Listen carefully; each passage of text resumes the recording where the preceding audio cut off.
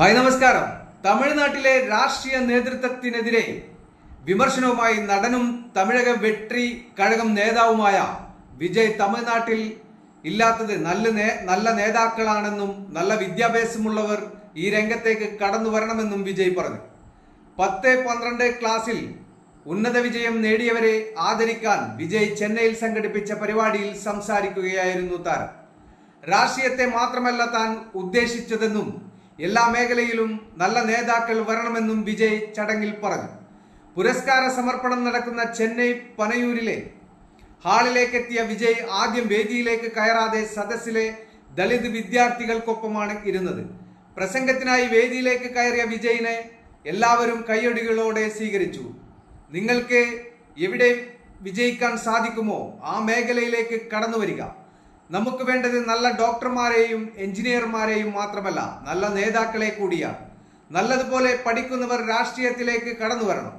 ശരിയും തെറ്റും തിരിച്ചറിയാൻ സാധിക്കണം. സാമൂഹിക മാധ്യമങ്ങളിൽ വരുന്ന കാര്യങ്ങൾ അപ്പാടെ വിശ്വസിക്കരുത്.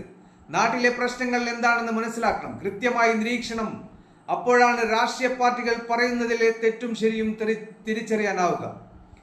വിദ്യാർത്ഥികളെ കൊണ്ട് ലഹരി വിരുദ്ധ പ്രതിജ്ഞ എടുപ്പിച്ച വിജയ് താൽക്കാലിക സന്തോഷങ്ങൾക്ക് പിന്നാലെ പോകരുതെന്ന് പറഞ്ഞു.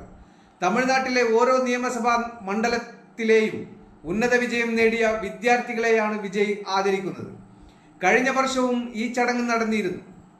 കഴിഞ്ഞ ഫെബ്രുവരിയിൽ തമിഴ് വെട്രി കഴകം എന്ന പാർട്ടി പ്രഖ്യാപിച്ചതിന് ശേഷം ആദ്യമായാണ് വിജയ് ഒരു പൊതുപരിപാടിയിൽ പങ്കെടുക്കുന്നത്. ആരാധക സംഘടനയായ വിജയ് മക്കൾ ഇഴക്കം അംഗങ്ങളാണ് രാഷ്ട്രീയ പാർട്ടി രജിസ്റ്റർ ചെയ്യാൻ മുൻകൈ എടുത്തത്. എന്നാൽ അതിന് തൊട്ടു പിന്നാലെ വിജയ് ആരാധകരെ ഞെട്ടിച്ച് ഒരു കാര്യം കൂടി തുറന്നു പറഞ്ഞു. അഭിനയം എന്നേക്കുമായി അവസാനിപ്പിക്കുന്നുവെന്ന് കരാർ ഒപ്പിട്ട ചിത്രങ്ങൾ പൂർത്തിയാക്കിയ ശേഷം അഭിനയം നിർത്തുമെന്നും മുഴുവൻ സമയവും രാഷ്ട്രീയത്തിന് വേണ്ടി മാറ്റിവെക്കും എന്നാണ് വിജയ് പ്രഖ്യാപിച്ചത്.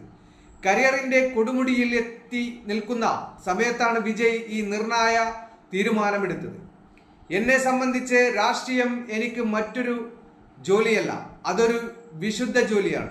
രാഷ്ട്രീയ ഉയരങ്ങൾ മാത്രമല്ല, രാഷ്ട്രീയത്തിന്റെ നീളവും പരപ്പും എൻ്റെ മുൻഗാമികളിൽ നിന്ന് പഠിക്കേണ്ടതുണ്ടെന്ന് ഞാൻ മനസ്സിലാക്കി.